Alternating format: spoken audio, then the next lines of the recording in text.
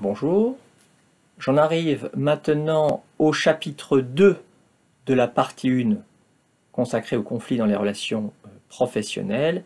Ce chapitre 2 s'intitule « Comprendre les situations conflictuelles à partir de l'analyse stratégique ». Et ce chapitre 2 sera plus court que le chapitre 1.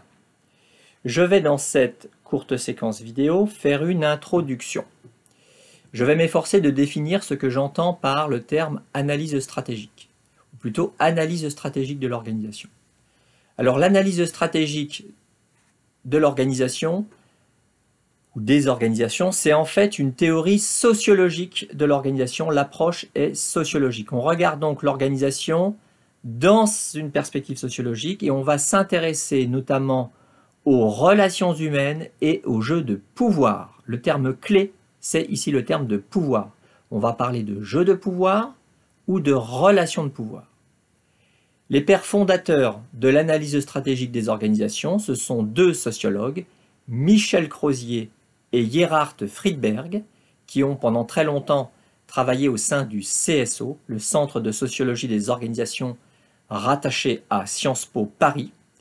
Et ces deux auteurs, Crozier et Friedberg, ont bâti une approche des organisations qui se distingue des théories déterministes des organisations. Or, dans le champ de la théorie des organisations, la plupart des théories, ce sont des théories déterministes des organisations. Donc je suis obligé de m'arrêter quelques instants sur les théories déterministes des organisations avant de poursuivre mon propos sur l'analyse stratégique des organisations.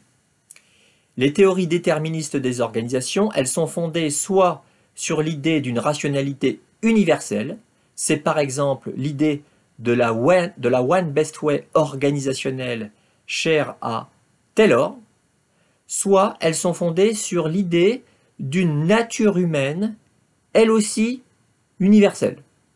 L'homme étant par exemple considéré comme un être qui a des besoins ou des motivations universelles.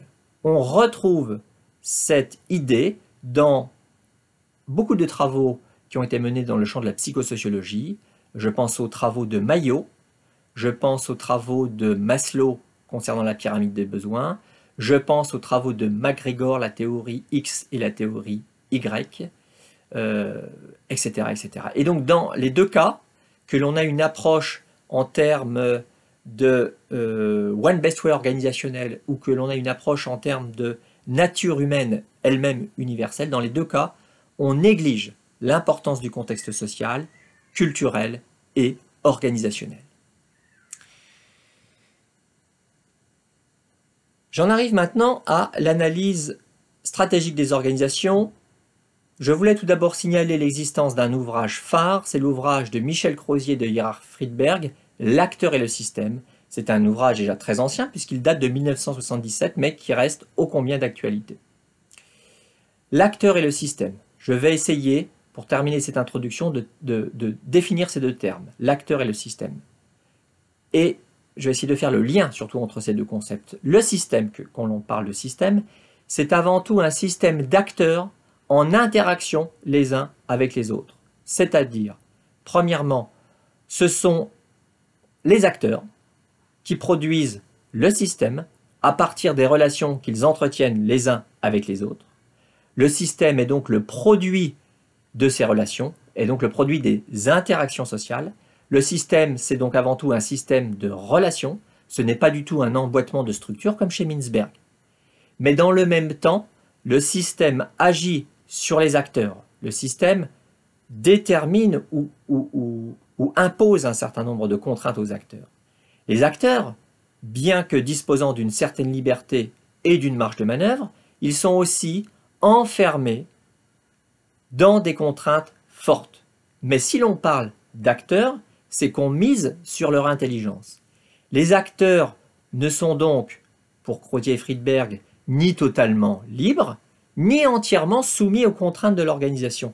La réalité de l'organisation se situe dans un entre-deux pour Crozier et Friedberg. On a toujours affaire à des acteurs, mais la liberté des acteurs au sein du système, elle est relative parce que le système impose également un certain nombre de contraintes aux acteurs.